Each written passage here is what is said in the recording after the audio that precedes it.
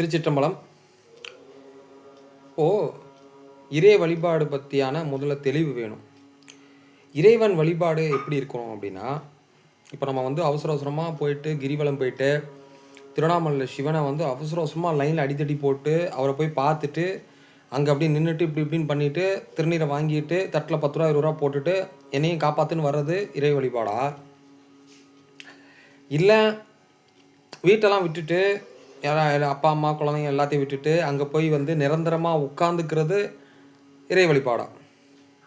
முதல்ல இறைவன் வழிபாடுனா என்ன, சரிங்களா? எதனால இறைவன் மகிழ்வார், அவருக்கு என்ன தேவை அப்படிங்கிறது யோசிக்கணும். இப்போ நம்ம பிரதோஷத்துக்கு இளநீ பால் தயிர் வாங்கி கொடுக்கறனாலையோ, இல்லை அவருக்கு அபிஷேகம் பண்ணுறதுனாலையோ, இல்லை அவருக்கு பூமாலை வாங்கி கொடுக்கறனாலையோ, இல்லை நெய்வேத்தியம் வைக்கிறனாலையோ, இல்லை அவர் போய் கோவிலில் பார்க்கறனாலையோ கண்டிப்பாக எந்த மாற்றம் வரப்போறதில்லை.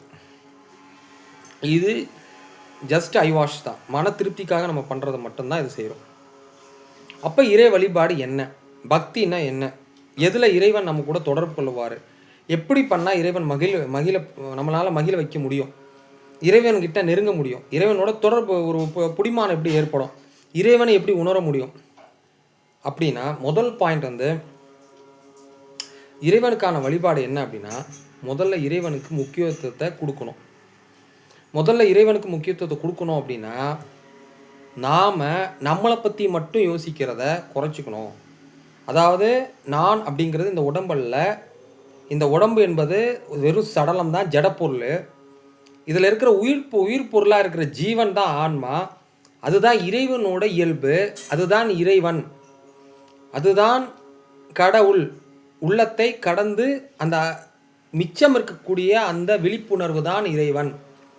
அந்த விழிப்பு நிலையில் அமைதியாக எது கவனிச்சுக்கிட்டு இருக்குதோ, மனம் செயல்பாட்டை கவனிக்கிறதோ, மனம் செயல்பாட்டை உணர்கிறதோ, அறிவு செயல்பாட்டை உணர்ந்து கொண்டு இருக்கிறதோ, இரவு நேரத்தில் கூட விழிப்பு நிலையில் எந்த விழிப்பாக இருக்கோ அதை பகலில் இருக்க விழிப்பு நிலையால் இரவில் இருக்கக்கூடிய விழிப்பு நிலையை நம்ம எப்போ உணர்கிறோமோ அதுதான் ஞானம், சரிங்களா?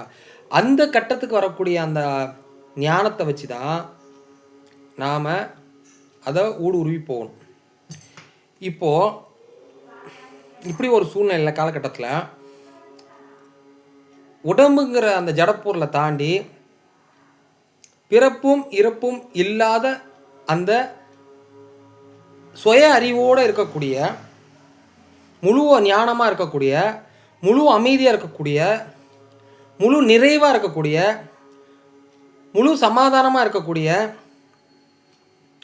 எங்கும் நிறைந்திருக்கும் அந்த ஜீவன், அந்த ஆன்மா தான் இறைவன் அப்படிங்கிற ஒரு உணர்வு ஏற்படும் போது, நம் ஏற்பட்டுட்டா பிரச்சனை இல்லை, ஏற்படலை அப்படின்னா, அது ஏற்படணும் அப்படின்னா முதல்ல இறைவனுக்கு முக்கியத்துவம் கொடுக்குறோமா இல்லையா அப்படின்னு நம்ம கண்டுபிடிக்கணும். அப்படின்னா முதல்ல நாம் 100% எப்படி 100% எதிர்காலத்தை பற்றியும் நிகழ்காலத்தை இழந்த காலத்தை பற்றியும் நினைக்கவே கூடாது. ஏன்னா இது செய்யும் பொழுது தான் நமக்கு என்ன தோணும் அப்படின்னா, முதல்ல இதெல்லாம் நான் செஞ்சிட்ருக்கேன் அப்படிங்கிற ஒரு உணர்வு இல்லாமல் புதுமையான ஒரு உணர்வு நமக்கு வரும். புரியுங்களா?